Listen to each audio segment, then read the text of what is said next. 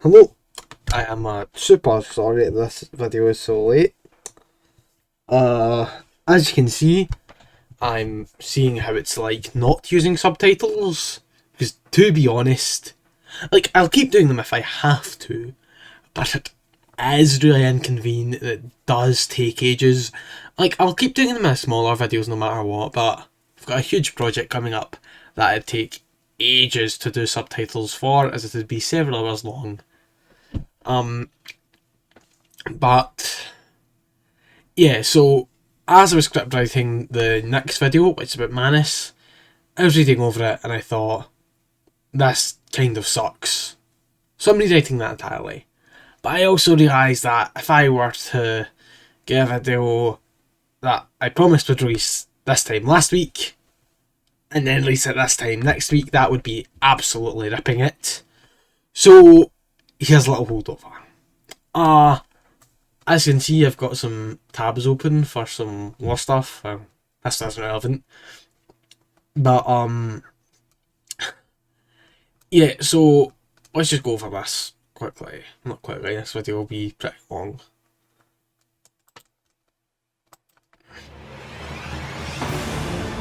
Oh, I had a bit of technical difficulties there, so there's been a bit of a cut, but here we are.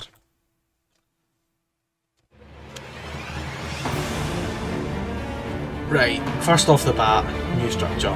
There's a better look at it in a second. Yeah. So, it reminds me of Stormvale in a way, with its little towers. But it also reminds me of the Shaded Castle, but that might also just be because it's poison. It just sort of looks like there'll be great enemies in there. That sort of looks like somewhere we'd put great enemies, which I think is good. Like, because all the castles, ruins, and camps, and obviously the main fort in the centre of the map, were all just minor enemies, so you couldn't really do anything with. We couldn't really get much from them in later days, and obviously the great enemies were just scattered around the map on their own. So I think, plus just new structures in general add a lot of replayability, so I think it's very good to see more stuff that isn't quite as, maybe not quite as hype as like some of the new boss reviews or stuff, but I think it's very good to see that they're adding more content in the game to keep it fresh.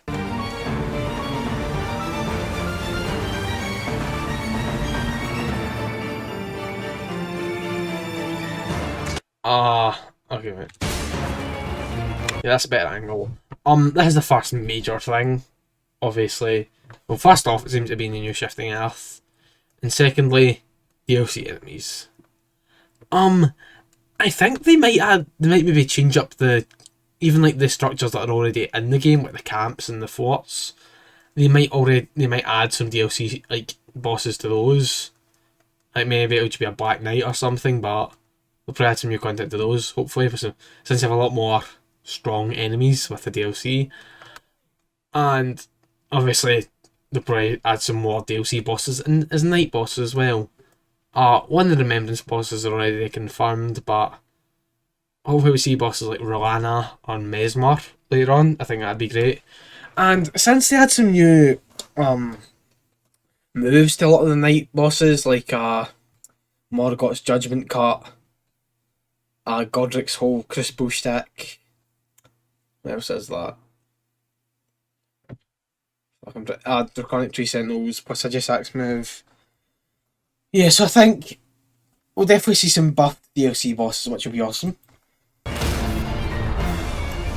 I don't think there were carrying soldiers in the base game, but I'll need to fact check that.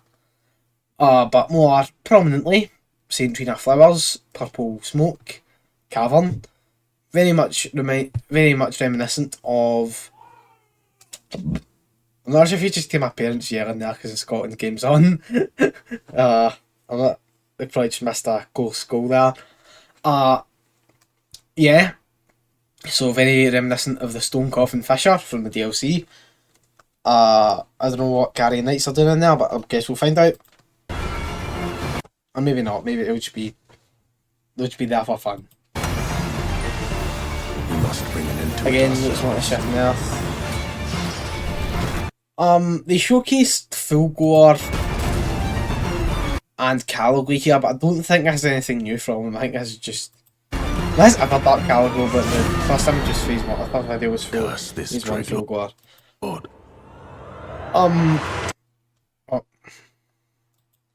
this is where it gets interesting. Something about this boss, it sort of reminds me of the old one from Demon Souls. With, I don't know, I think it's just sort of the whole protruding wooden look. But now that I think of it, there's not that many similarities, but I don't know, that's just an excuse to plug Demon Souls. Play the original, not the remake. Well, obviously, there is very clearly a face there, but... Well, the eyes there, but it's more of a skeletal face than an actual human face. And... that's a Dreglord. This is the new Shifting Earth. Referred to as the Great Hollow. It's the Great Cavity in the depths of Limfeld. Hollow strewn with exotic ruins and temples, sacred towers denoting the remains of ancient people, and crystals that exude a cursed, life-draining miasma. Welcome back, Seath the Scaleless. This is one of the Dawn-ending giants, obviously. Dead. So that's interesting. I suppose we'll see where that goes. I mean, this is from, has, imported in from an alternate universe for Night 1. Well, actually, no, the Night destroys everything, so that's not how that works. Crazy. Well, less importantly, this is just a Stella Nocturne again, but... More importantly, is it later bit frame. This is the new character. There's one of them. The Undertaker. An abbess who is mandated to slay the Night Lord. Boasting impressive strength and faith, she sends enemies to the afterlife with ruthless efficiency. I'll probably play her a lot. Strength, faith, hammers, possibly a unique dodge from what we saw there. Really cool looking ultimate ability. Sign me up.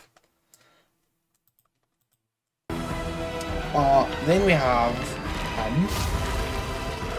who, well, the Scholar. Where am I going? An academic who walks the lands between. Boasting impressive arcane levels, he gains incredible advantages through battlefield observation. Obviously, I think you can take this to mean that he does debuffs and gains buffs. And he has a cane sword, which is cool. I know it's like a super buzzword, but he does look pretty... Oh, whoops. I know it's like a super buzzword, but he does look pretty Bloodborne-esque. And I see a lot of people talking about Revenant's Remembrance being related to the Dustbloods, but I think this guy would be a shoo-in for a Dustbloods tie-in. If that happens. I mean, I don't really care either way. I'm not going to play it because I don't have a Switch 2 and I doubt emulation will be possible, but... Or at least not for a while, but who knows. The aftermath of the... This is a new room. There's a statue of someone, maybe Marika, we can't really tell from here. Obviously the abbess is praying to it. Gladius. I see a lot of people comparing this to when they showed Adele in the open world in the first trailer, but I think this is different, because that was just sort of to showcase Adele, like he existed. Everyone already knows Gladius. He's the first boss you have to fight. I think around 60% of people that have the game on Steam have beaten Gladius, if not more. I'll fact check that. And I just... Like, I don't really see why they'd put Gladius here if he's not going to be here.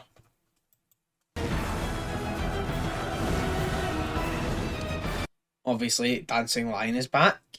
So they'll definitely be bringing in DLC bosses as well as enemies. What's interesting though is the arena. This seems to be like a tower. And I assume it's in the Shifting Earth, but it might also just be part of a new structure with great enemies. It'll be interesting to see. This is one really interesting thing, I think. I think this is supposed to parallel to the 7 Archangels who are direct envoys of God. So I think they are going to be direct envoys of the greater will in some way. Maybe sitting here to like deal with the night or using night glow like full glow. Well, they definitely seem to have a very sacred, holy aesthetic going on. I see a lot of people refer to them as Valkyries, but I'm more willing to bet on my interpretation of this. Because I'm so smart. It must be fate to work again.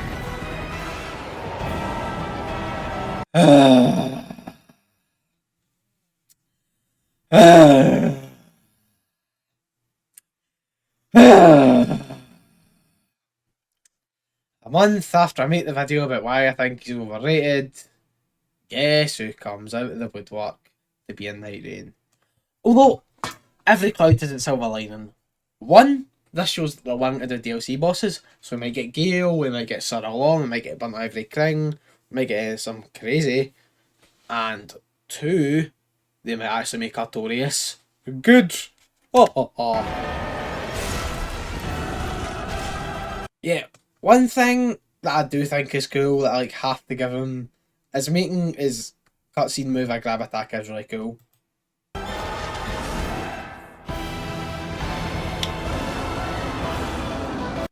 There we have the Dreglord. It's really hard to tell. Obviously, it's a fucking terrible angle of him, but well, not terrible, but it's an angle of him when it's hard to get a look at him. But I can sort of see two heads there, like one like that, and then one like that. Well, that one's very obviously there, but that might be some with his neck. That might be going crazy. That also looks like a whip of some sort. He also appears to be using Scarlet Rot, which is interesting. I don't know how they'll work with the Rotted Woods. Maybe they'll nerf that, or maybe they'll just not allow that if he's your Night Lord. Because even the Rotted or the Frozen Mountain just half your frost resistance. So if you're facing him, or not half, doubled. So it might change it like that. So you just have double rot immunity rather than being totally immune. Elden Ring Night, Forsaken Halls.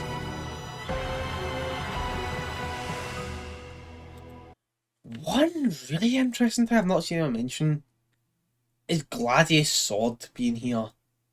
Why is that here? Because Gladius lore is almost entirely in conjunction with Heelsters. And I'm assuming that has a Dreglord up there. So then why the hell is his sword there? Maybe the Dreglord does what Heelster did with taking the aspects of other bosses to an extreme, where rather than just getting their element, he actually gets a move inspired by them. I think that'd be really interesting. But we'll see. Again, we get a better look at the Dreglord here. He sort of looks like Demon Prince in this. And like, I really hate to say this, but he gives me like, hopefully it's just a bad angle, but he gives me like Doom 2016 vibes. I don't really think that'd fit in with a Souls boss. I might be wrong though. I think people are deeping and more a bit a Scottish slang for overthinking. Because people are thinking, oh, this might mean they're keeping a hidden Nightfarer boss, but I think this just means like new structures, new night bosses, new skins maybe.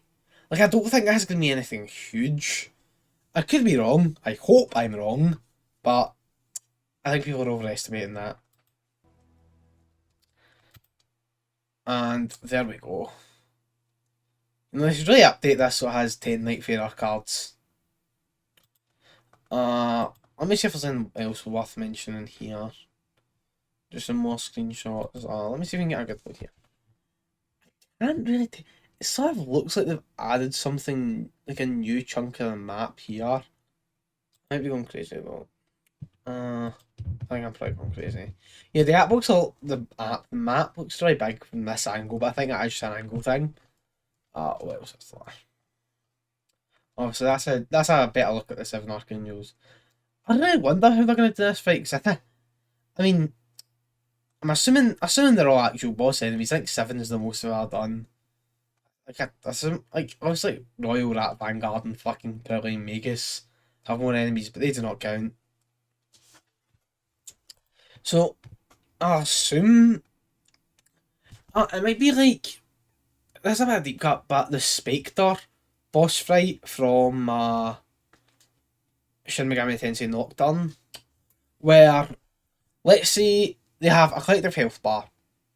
But they also have their own individual health bar, like Godskin Duo, and depending on the amount that are dead by the time they reach the collective health bar reaches a certain point, that'll determine how strong their second phase is.